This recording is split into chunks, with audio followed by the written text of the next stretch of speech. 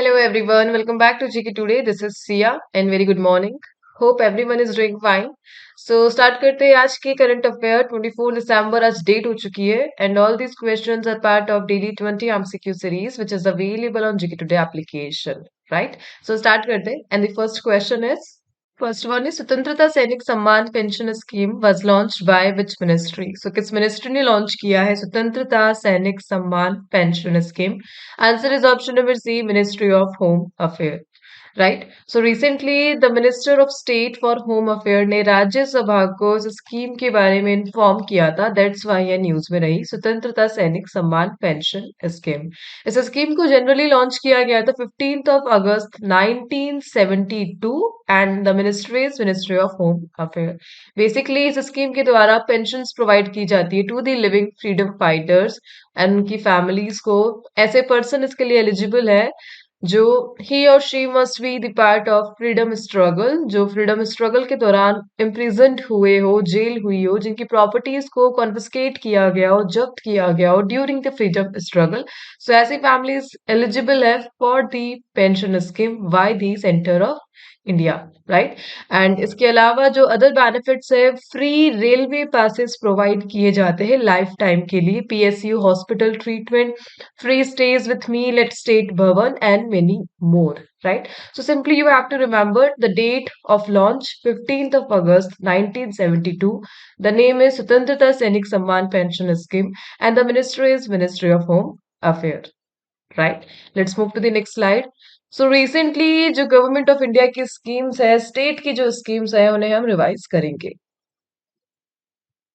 So, what is the name of the scheme launched by the Union government to incentivize cargo movement via inland waterways? And the name is Jal Vahak scheme, right? Union government की है and waterways के द्वारा जो cargo movement है उनको incentivize करना है, promote करना है cargo industry को. That's why Jal Vahak scheme को launch किया गया.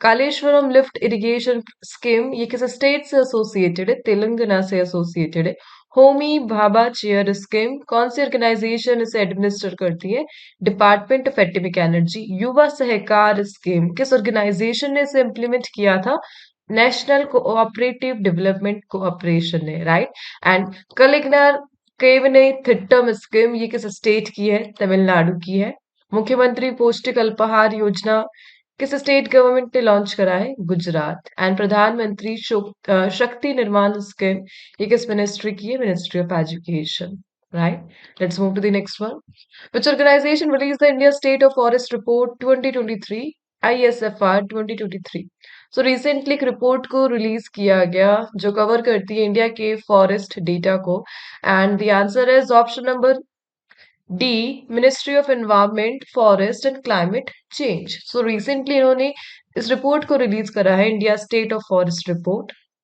एंड देहरादून में इस रिपोर्ट को रिलीज किया गया वाई देहरादून क्योंकि देहरादून में हेडक्वार्टर है फॉरेस्ट रिसर्च इंस्टीट्यूट का सो फॉरेस्ट रिसर्च इंस्टीट्यूट यह लोकेटेड है देहरादून में 1906 में इसे एस्टेब्लिश किया गया था एंड वहीं पर मिनिस्ट्री ऑफ एनवायरमेंट ने इस रिपोर्ट को रिलीज किया राइट जितना भी फॉरेस्ट रिसोर्स है इंडिया का उसके डेटा को सैटेलाइट के थ्रू पब्लिश किया गया है रिसेंटली राइट सैटेलाइट से कलेक्ट किया गया है देन इसके लिए एक रिपोर्ट को रिलीज किया गया है so as per this report जो इंडिया का total forest and tree cover area है that is 8,27,357 right kilometre square और जो मोस्ट पार्ट है वो छत्तीसगढ़ उड़ीसा एंड मध्य प्रदेश जैसे स्टेट्स में है right and as per this report India का जो कार्बन स्टॉक है प्रेजेंटली वो 30.43 बिलियन टन है जो कि 2030 कार्बन सिंक टारगेट से भी काफी ज्यादा है right so simply you have to remember ministry of environment ने इस रिपोर्ट को रिलीज करा है that is India state of forest report so यहाँ पे देखिए रिपोर्ट्स की बात की जा रही है so recent reports in news को हम रिवाइज करने जा रहे हैं and that is which organization released the global status of self-affected soils, salt-affected soils report? It is by FAO, Food and Agriculture Organization. And global report on trafficking in person. ये जो report है किस organisation ने release करी थी? United nation office on drugs and crime. The world malaria report, इसे किसने किया? डब्ल्यूएचओ ने किया। ग्लोबल स्पेंडिंग ऑन हेल्थ, इसे किसने पब्लिश किया? डब्ल्यूएचओ ने किया। वर्ल्ड सोलर रिपोर्ट, आईएसए ने किया। स्मगलिंग इन इंडिया रिपोर्ट, इसे किसने रिलीज करा? डायरेक्टरेट रेवेन्यू इंटेलिजेंस ने किया। एंड इंटरनेशनल डेब्ट रिपोर्ट, इसे पब्लिश करा है वर्ल्ड बैंक ने। Right, let's move to the next question. And recently what is a quantum satellite? So recently एक टर्म न्यूज में रहा, that is quantum satellite, and that is answer is option number B, a satellite that uses quantum physics to secure communication signal, right? So communication signals को secure करने के लिए quantum physics को use किया जाता है, और इसके लिए जो सैटेलाइट डेवलप की जा रही है that is quantum satellite, right? So finally India ने अनाउंस करा है कि they will launch quantum satellite in the next 2-3 years for secure communication. अगले 2-3 साल में इंडिया अपना क्वांटम सैटेलाइट भी लॉन्च कर देगा। बेसिकली ये जो सैटेलाइट है ये क्वांटम फिजिक्स को यूज करेगा सो दैट जो कम्युनिकेशन है उसे टेम्पर प्रूफ बनाया जा सके, सिक्योरिटी इनहेंस होगी, और इसके लिए क्वांटम फिजिक्स को यूज किया जाएगा। एज पर दिस न्यूज, ये जो मिशन है quantum satellite, it is a part of national quantum mission. Basically national quantum mission को अप्रैल 2023 में स्टार्ट किया गया था, जो कि क्वांटम सैटेलाइट के इनिशिएटिव को सपोर्ट करता है। एंड इंडिया ने इसके लिए इंस्पिरेशन ली थी चाइना की 2016 के project that is Micius satellite. So China का जो मीशियस सैटेलाइट है that is a quantum satellite of China, and now India 2016 के इनके इस प्रोजेक्ट से इंस्पायर होके अपने नेशनल क्वांटम मिशन को एग्जीक्यूट कर रहा है, और उसी का स्टेप है कि नेक्स्ट 2-3 years में हमारे पास क्वांटम सैटेलाइट भी होगी, right? Let's move to the next question. Next is, which African country reported an outbreak of the Dinga Dinga disease in December 2024? So recently एक disease देखने को मिली, mysterious illness देखने को मिली, that is Dinga Dinga, और एक African countries में देखने को मिली, and that African countries answer is option number C, Uganda. Uganda है, right? So Uganda में देखने को मिली। बेसिकली ये जो बीमारी है ये women's and girls को अफेक्ट कर रही है। इस बीमारी के जो सिम्टम्स है, हाई फीवर है, वीकनेस है एंड पैरालिसिस, ये इसके मेन सिम्टम्स है, राइट? और इसका जो कॉज है वो अभी अननोन है, एंड ट्रीटमेंट के लिए एंटीबायोटिक्स को यूज किया जा रहा है रिसेंटली। सो डिजीज है डिंगा डिंगा, और ये अफ्रीका के उगांडा में देखने को मिली, right? And basically Uganda African continent में लोकेटेड है, ईस्ट अफ्रीका में है, एक लैंड लॉक कंट्री है, और इसे जो बॉर्डर करता है वो केन्या करता है, साउथ सुडान करता है, the democratic Republic of Congo करता है, रवांडा करता है, तंजानिया करता है। उगांडा की जो capital that is Kampala, Kampala is capital, और 1 2 3 4 5 कंट्रीज से ये लैंड लॉक है, राइट? इसी के पास लेक विक्टोरिया लोकेटेड है उगांडा के नियर बाई, राइट? सो यहाँ पर रिसेंटली एक डिजीज देखने को मिली दैट इज डिंगा डिंगा, जो कि वुमेन्स एंड गर्ल्स में है। Let's move to the next question. Next is, which organization published the AgriTech for Women Farmers, a business case for inclusive growth report? Again एक report news में रही that is agritech for women farmers. So womens को promote करने के लिए, उनकी income को boost करने के लिए रिसेंट एक रिपोर्ट को पब्लिश किया गया by the world economic forum, right? World economic forum जिसे 1971 में स्टार्ट किया गया था, जिसका जो हेडक्वार्टर है जेनेवा स्विट्जरलैंड में है। रिसेंटली इन्होंने अगेन एक रिपोर्ट को पब्लिश करा है that is agritech for women farmers, जो फोकस करती है जेंडर इंक्लूसिव एग्रीटेक पर, जेंडर इक्वालिटी पर, to empower women farmers world wide, right? So as per this report, India में जो वुमेन्स है वो 50% है एग्रीकल्चर वर्कफोर्स में, बट उनकी जो अर्निंग है वो मेन से 60% लेस है, एंड दैट्स वाई काफी चैलेंजेस फेस करने पड़ते हैं वुमेन्स को एग्रीकल्चर में, फाइनेंस के लिए, ट्रेनिंग के लिए, टेक्नोलॉजी के लिए। सो प्रोडक्शन एफिशिएंसी को इम्प्रूव करने के लिए, इक्वालिटी को इम्प्रूव करने के लिए, सप्लाई चेन को स्ट्रेंथन करने के लिए रिसेंटली इस रिपोर्ट को पब्लिश किया गया by the world economic forum. इसी के साथ कल मैंने आपसे डिस्कस किया था कि who founded the world economic forum, that is Klaus Schwab. So Klaus Schwab is the founder of world economic forum. World economic forum की जो एनुअल मीटिंग है वो डावोस मीटिंग है, डावोस स्विट्जरलैंड में कंडक्ट कराई जाती है, right. Let's move to the next question. Next one is, which day is observed as National Mathematics Day? So recently National Mathematics Day news में रहा और कौन सा डे है? Answer is option number B 22 December. So 22 दिसंबर को India annually observe करता है नेशनल मैथमेटिक्स डे। बेसिकली ये जो डे है ये ऑनर करता है Indian mathematician Srinivasa Ramanujan birth, right. So जो इंडियन मास्टर माइंड है, मैथमेटिशियन है श्रीनिवास रामानुजन की बर्थ एनिवर्सरी को सेलिब्रेट करने के लिए India national mathematics day observe करता है 22 दिसंबर। एंड 2024 की जो थीम रही है, mathematics a bridge to innovation, emphasizes maths importance in science and technology. Basically इस डे को 2012 में लॉन्च किया गया था एंड काफी सारी एक्टिविटीज के द्वारा स्टूडेंट्स को इंस्पायर किया जाता है, सो दैट रामानुजन के कंट्रीब्यूशन को हाईलाइट किया जा सके और रियल वर्ल्ड में मैथ एप्लीकेशन को प्रमोट किया जा सके। सो सिंपली आपको ध्यान रखना है national mathematics day 22 December. And basically who initiated the celebration of national mathematics day? तो डॉक्टर मनमोहन सिंह का इनिशिएटिव था इस डे को सेलिब्रेट करने के लिए। 2012 में उन्होंने ही इनिशिएट किया था, राइट। सो नाउ यहाँ पे डेज की बात की जा रही है, so we will revise the days in news. So Vijay Diwas अभी रिसेंटली न्यूज में था, डेट 16 दिसंबर।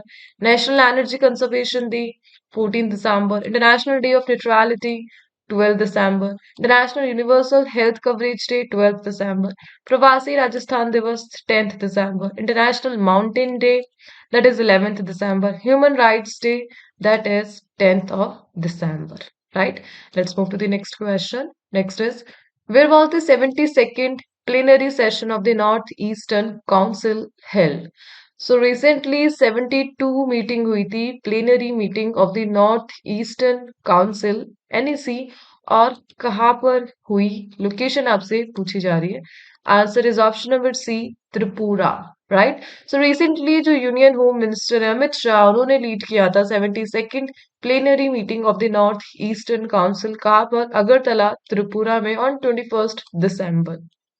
सो अगरतला इन्होंने इसका स्टेट ने 2008 में भी लास्ट एनईसी प्लेनरी को होस्ट किया था। बेसिकली एनईसी को फॉर्म किया गया है under the north eastern council act of 1971, और ये जो एक्ट है ये कोऑर्डिनेट करता है 8 स्टेट से, that is north east state, basically Arunachal Pradesh, Assam, Manipur, Meghalaya, Mizoram, Nagaland, Sikkim and Tripura, right. सो इन 8 स्टेट के डेवलपमेंट के लिए सेशन को स्टार्ट किया गया था, that is plenary session of the north eastern council, और अभी रिसेंटली इसका 72nd सेशन हुआ था, राइट।